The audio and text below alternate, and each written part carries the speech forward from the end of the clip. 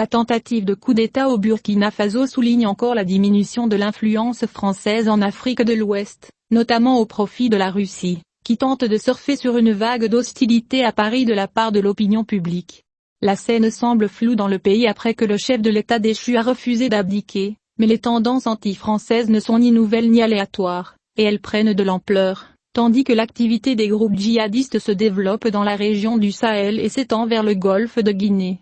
Environ 24 heures après le début du coup d'État contre le lieutenant-colonel Paul-Henri Sandaogo Damiba, lui-même arrivé au pouvoir lors d'un coup d'État en janvier, les putschistes ont accusé la France de le soutenir pour établir le pouvoir, confondant la scène avec un démenti catégorique de Paris. Vendredi, les putschistes ont également affirmé leur détermination à se tourner vers d'autres partenaires prêts à apporter leur aide dans la lutte contre le terrorisme.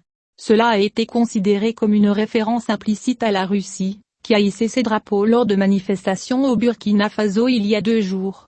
Yvan Gouachaoua, expert en affaires régionales à l'Université du Cap Bruxelles, a déclaré samedi que les putschistes inscrivent très clairement leur démarche dans la polarisation entre la Russie et la France.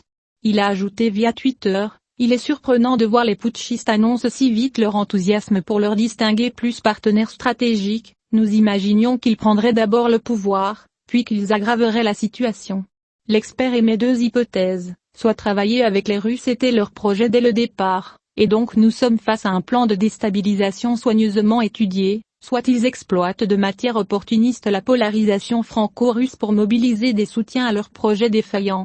Et l'ambassade de France à Ouagadougou a subi 2 attentats, samedi et dimanche, qui ont vu incendier des barrières de protection et jeter des pierres sur celles-ci, ce qui représente le coup le plus sévère porté à Paris car s'inscrivant dans une tendance dangereuse. Ciblée au Mali voisin, la France a déployé pendant 9 ans la force anti-djihadiste Barkhane pour combattre les groupes affiliés à Al-Qaïda et à l'État islamique, avant que le pays ne connaisse 2 coups d'État en 2020, qui ont porté au pouvoir des militaires hostiles à sa présence, ce qui a conduit le président Emmanuel Macron pour annoncer le retrait des forces françaises et leur redéploiement dans les autres pays de la région. Parallèlement, des éléments du groupe de mercenaires privés russes Wagner se sont répandus au Mali, qui ne parle que d'embaucher des entraîneurs de Russie. Depuis, l'influence de Moscou à Bamako s'est accrue, notamment à travers les réseaux sociaux et les médias russes.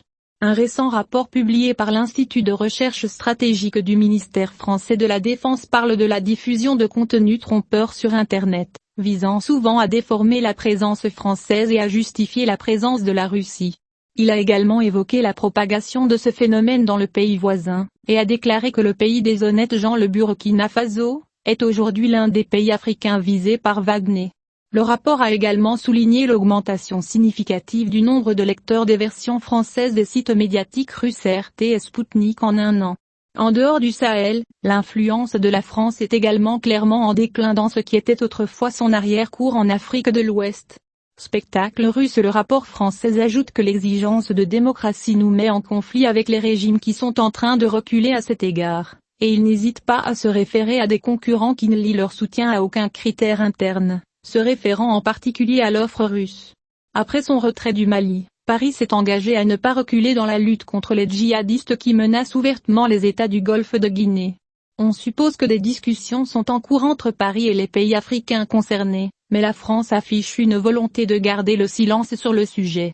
Dans une déclaration à l'AFP cet été, le sous-chef des opérations Barkhane à Niamey, le colonel Hubert Baudouin, a déclaré « Nous changeons de paradigme, l'intervention avec un navire de guerre n'est plus dans l'air du temps ». Interrogé sur le coup d'État au Burkina Faso, une source sécuritaire ouest-africaine confirme que les vents régionaux sont défavorables à Paris, et demande sarcastiquement « Qui est le prochain ? Côte d'Ivoire », bien que ses voix soient encore faibles. En ce moment, la France pourrait éventuellement devoir quitter le Burkina, où environ 400 de ses soldats sont déployés dans la force spéciale Sabre qui entraîne l'armée locale dans une caserne près de Ouagadougou. Ce départ est certain de l'avis d'une source militaire qui a travaillé à plusieurs reprises dans la région du Sahel.